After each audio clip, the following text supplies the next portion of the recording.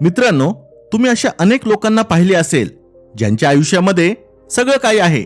ते एका चांगल्या कुटुंबामध्ये जन्माला आले, चांगल्या शाळेत शिक्षण झाले, आता भरपूर पगाराची नोकरी आहे, त्यांच्याकडे स्वतःचे सुंदर घर आहे, कुटुंबामध्ये सुद्धा सगळे व्यवस्थित आहे. तरी सुद्धा ही लोक आयुष्यामध्ये आनंदी नाही, सुखी नाही.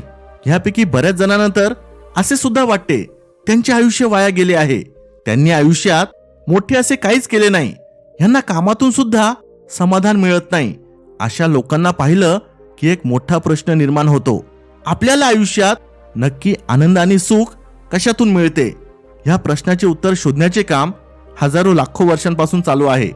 आजच्या व्हिडिओमध्ये आपण 4 महत्त्वाचे प्रश्न बघणार आहोत, ज्याची उत्तरे तुम्ही दिली की तुम्हाला तुमचा जन्म का झाला ह्याचे उत्तर मिळून जाईल.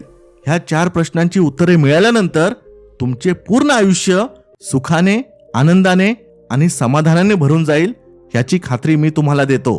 पहिला प्रश्न आहे, तुम्हाला कोणत्या गोष्टी करायला आवडतात?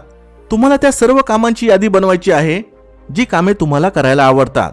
ह्या यादीमध्ये कमीत कमी 10 कामे तरी पाहिजे. आता तुम्हाला बघायचे आहे की हे जे 10 विषय तुम्ही निवडले आहेत ह्यापैकी कोणत्या विषयाची तुमच्याकडे सर्वात जास्त माहिती आहे. जर तुम्हाला एखादा विषय समजून सांगायचा आहे तर कोणता विषय तुम्ही तासनतास समजून सांगू शकता. हीच गोष्ट तुमची पॅशन आहे असे समजावे. कारण हे काम तुम्हाला फक्त आवडतच नाही तर तुमच्याकडे बाकीच्यांपेक्षा ह्या विषयाचे जास्त ज्ञान आहे. त्यामुळे ह्या कामाला जर तुम्ही तुमचा व्यवसाय बनवाल तर तुम्ही ह्यात नक्की यशस्वी व्हाल आणि तुम्हाला आयुष्य जास्त कठीण वाटणार नाही. इथे फक्त एक गोष्ट लक्षात ठेवली पाहिजे, ती म्हणजे तुम्ही आयुष्यामध्ये जी पॅशन शोधत आहात ते तुम्हाला असे एक वेगळे स्वतंत्रपणे फक्त तेच करायला मिळणार नाही, ते तुम्हाला पूर्ण एका पॅकेजमध्ये मिळेल. म्हणजे तुम्हाला तुमचे आवडते काम तर करायला मिळेल, पण ह्याचबरोबर बाकीची अशी कामे करावी लागतील जी तुम्हाला करायला जास्त आवडणार नाही. एक उदाहरण बघूया. समजा तुम्हाला डान्स करायला फार आवडतो, डान्स ही तुमची पॅशन आहे, पण डान्स बरोबर तुम्हाला video editing, communication skill, marketing, sales, finance ह्या गोष्टी सुद्धा कराव्या लागतील. इथे तुम्ही बघू शकता की भलेही डान्स तुमचा पॅशन आहे, तुम्हाला त्यात फार आनंद मिळतो, पण फक्त डान्स एके डान्सच करून चालणार नाही. त्याचबरोबर बाकीच्या अनेक गोष्टी सुद्धा कराव्या लागतील ज्या कदाचित तुम्हाला करायला आवडणार नाही. कोणतेही काम तुम्ही निवडले तरी प्रत्येक ठिकाणी तुम्हाला अशी दुसरी कामे सुद्धा करावी लागतील. त्यामुळे जेव्हा तुम्ही एखादे काम करायचा निर्णय घ्याल तेव्हा बाकीची कामे करताना हे कारण देऊन काम सोडू नका की अरे हे तर माझे पॅशनच नाहीये. आता तुम्ही म्हणाल की मग असं तर आम्हाला अनेक कामे मनाविरुद्ध करावी लागतील, मग काय आयुष्यभर आम्ही तीच कामे करायची आणि दुःखी राहायचे? ह्याचे उत्तर लपले आहे पुढच्या 3 प्रश्नांमध्ये. दुसरा प्रश्न, तुम्ही हे काम कोणासाठी करता? आतापर्यंत आपण फक्त तुमच्याबद्दल बोलत होतो. तुम्ही स्वतःला प्रश्न विचारत होता, तुम्हाला काय करायला आवडतं, तुम्हाला आनंद कशातून मिळतो? आता आपण हे बघूया, तुम्हाला ज्या कामातून आनंद मिळतो त्या कामामुळे दुसऱ्यांची कशी मदत होईल. आता स्वतःला एक प्रश्न विचारा, तुमच्या कामामुळे कोणाला जास्त फायदा होईल? आता मी हे जे व्हिडिओ बनवतो त्यामुळे अनेक विद्यार्थ्यांना फायदा होतो, नोकरदारांना फायदा होतो, गृहिणींना फायदा होतो आणि व्यावसायिकांना सुद्धा फायदा होतो. त्यामुळे तुम्ही सुद्धा हा प्रश्न विचारा की तुमच्या कामामुळे कोणाला फायदा होईल. तिसरा प्रश्न, लोकांच्या गरजा काय आहे? त्यांना काय पाहिजे आहे? त्यांना नक्की कोणत्या समस्या आहे? एकदा तुम्हाला समजले की तुमचा ऑडियन्स कोण आहे, त्यांना नक्की काय पाहिजे आहे, त्यांना कोणत्या समस्या आहेत, चॅलेंजेस आहेत आणि तुम्ही कोणत्या प्रकारे तुमच्या कामाद्वारे त्या समस्या, चॅलेंजेस सोडवण्यासाठी त्यांना मदत कराल. उदाहरण, गेले 6 वर्ष झाले आपला शहाणपण यूट्यूब चॅनल अखंडपणे चालू आहे. मी सातत्याने तुमचे कमेंट्स, ईमेल्स वाचत असतो. विद्यार्थी, नोकरदार, गृहिणी अनेक प्रॉब्लेम्स कमेंटमध्ये शेअर करत असतात आणि ह्याच प्रॉब्लेम्सचे सोल्युशन घेऊन मी आत्तापर्यंत अनेक व्हिडिओज बनवत आलो आहे.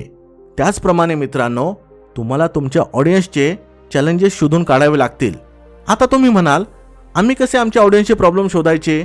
त्यासाठी मित्रांनो अनेक मार्ग आहे, जसे की फेसबुक ग्रुप्स, इंस्टाग्राम, कोरा साईट, वर्तमानपत्रे.